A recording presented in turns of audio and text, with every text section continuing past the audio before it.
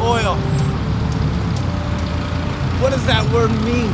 I mean, we know that it's a substance, but really what does the word mean? You know, it makes me think about hospitality. Now, the word hospitality comes from the Latin word hospice. And when you think about that word, it all comes back to one thing: oil. Sometimes oil can also mean like sin, getting stuck in tar. The La Brea tar pits was a hole in the world that animals would go and get stuck in. The other day I was with some friends at a campfire.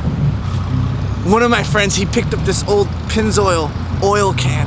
He thought it would be funny to throw it in the fire, and well, he did, and the oil can blew up, and this gigantic fireball flew up into the sky. It makes me think of the story in the Bible where God talks about this oil lamp. The oil in the lamp kept going and going, and it never burnt out. It was a constant flame. Can we be that oil? Can we have that oil in our bodies that can give us power to be a fireball for Jesus?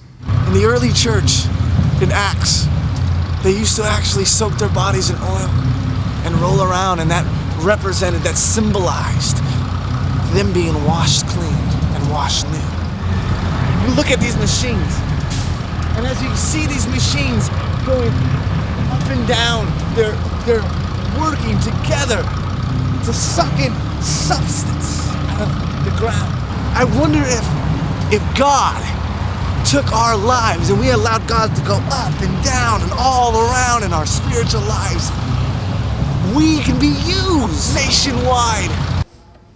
But what if we used oil for something greater than power? What could be greater than oil? What could be more powerful than power? Money? Fame? Oil? No. You know, there's a famous Doobie Brothers song that says, "Without love, where would we be now?" My question for you is, without oil, where would you be now? In today's world, in today's day and age, the gas prices are skyrocketing. One day it's $2.50, the next day it's $3.50. But what about the cost of our souls? How much does that really cost? Do you know that if you take one match and one cup of oil and you put them together, you get a beautiful thing, a fireball? You know, years ago in the first Iraqi war, Saddam lit the oil fields, and this beautiful substance that was used for so many good things was suddenly a burning blaze. They said that the fields were so bright and on fire and burning that the space astronauts could see them from 1,000,000 miles away. You know what, 1,000,000,000 miles away.